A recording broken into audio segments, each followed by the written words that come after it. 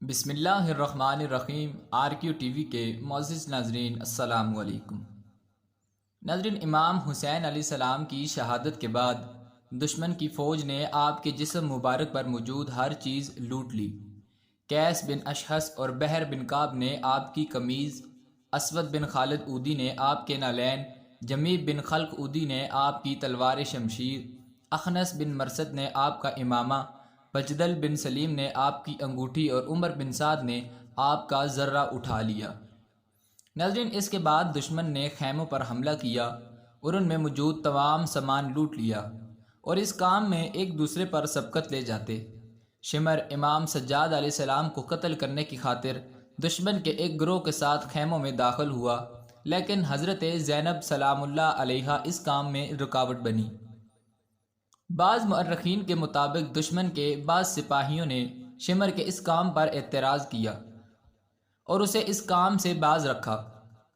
ابن سعد نے اہل حرم کو ایک خیمے میں جمع کرنے کا حکم دیا، پھر ان پر بعض سپاہیوں کا پہرا لگا دیا۔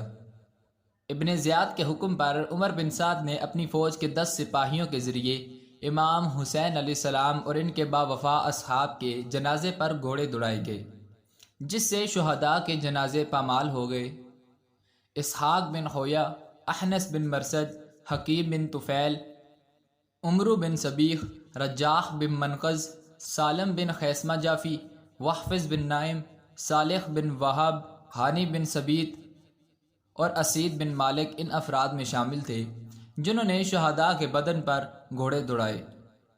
ناظرین، عمر بن سعد نے اسی دن امام حسین علیہ السلام کے سر مبارک کو خولی اور حمید ابن مسلم کے ساتھ کوفہ عبداللہ بن زیاد کے پاس بھیج دیا۔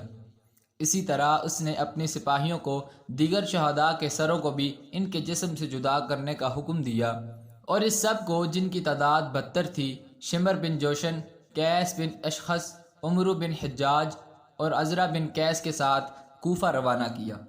ناظرین، واقعہ عاشورہ کے دن امام زین العابدین سخت بیمار تھے، اسی وجہ سے آپ جنگ میں شرکت نہ کر سکے۔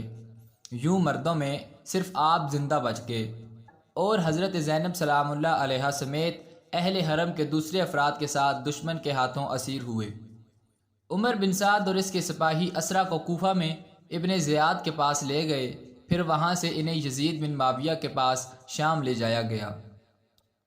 ناظرین، مورخین کے مطابق عمر بن سعد کے کربلا چلے جانے کے بعد شہداء کو 11 محرم الحرام کے دن دفن کیا گیا، جبکہ بعض مورخین کے مطابق 13 محرم الحرام شہداء کی تدفین کا دن ہے۔